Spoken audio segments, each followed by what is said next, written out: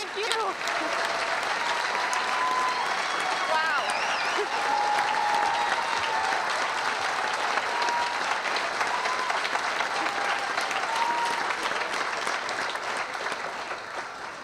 Thank you, Jenny. Thank you, Kyle. We'll start with the shoes. I definitely could, and the hair, and then we'll work our way to the other bigger decisions gradually, but with great focus. Thank you so much. It's such a delight to join you, and it's such an incredible delight to see this room so full. As we celebrate an extraordinary milestone in the history of GSAFE. For 15 years, GSAFE has been making life better for lesbian, gay, bisexual, transgender, and questioning youth in our area. I've said it many times as I quote Margaret Mead, that never doubt that a small group of thoughtful and committed citizens change the world. Indeed, it's the only thing that ever does. And in our community, in our community, the world for LGBTQ young people and their families began to change when Vicki Schaefer, Martha Popp, Larry Palm, Bonnie Augusta, Beverly Kahn, Denise Jess, Megan Lemke, Janice Sison, Crystal Heislop, Alex Olson, and Chris Glad saw the need and came together to create and build this marvelous organization. And we owe them, yes, we owe them and those who have followed them our deepest gratitude.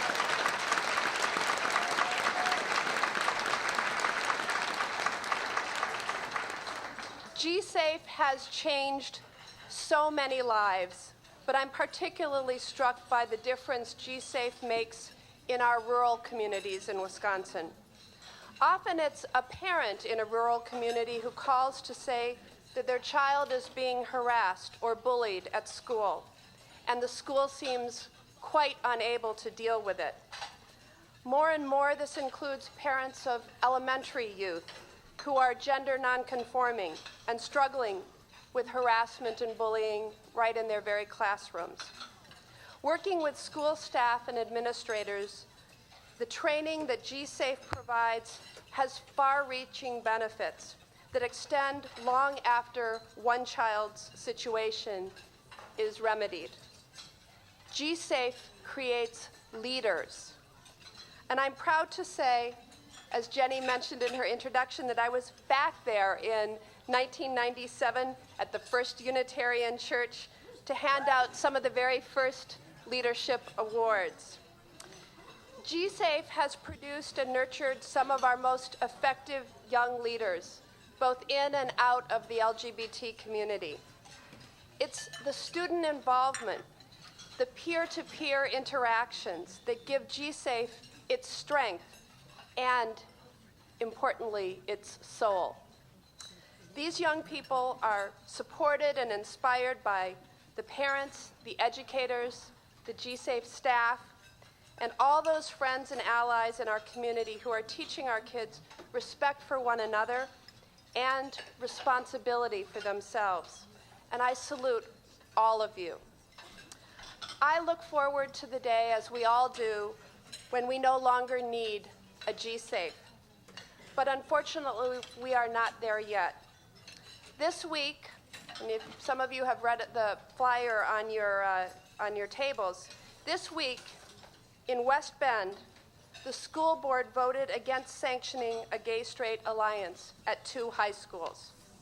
Despite strong support within the community, despite having met all of the criteria for school-sponsored clubs, despite the fact that school children are still being bullied and some even driven to suicide because they are gay or perceived to be LGBT, despite the fact that society is slowly but irrevocably moving towards full equality for LGBT Americans, Wisconsin children still cannot all feel safe in their schools and their communities.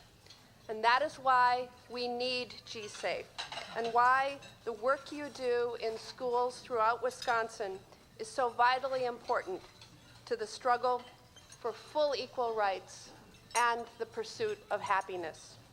So I salute all of you and all of those who were the founding mothers and fathers of GSAFE and who worked day in and day out to sustain it. I congratulate all of tonight's extraordinary honorees, and I thank you so much for inviting me to share in this celebration.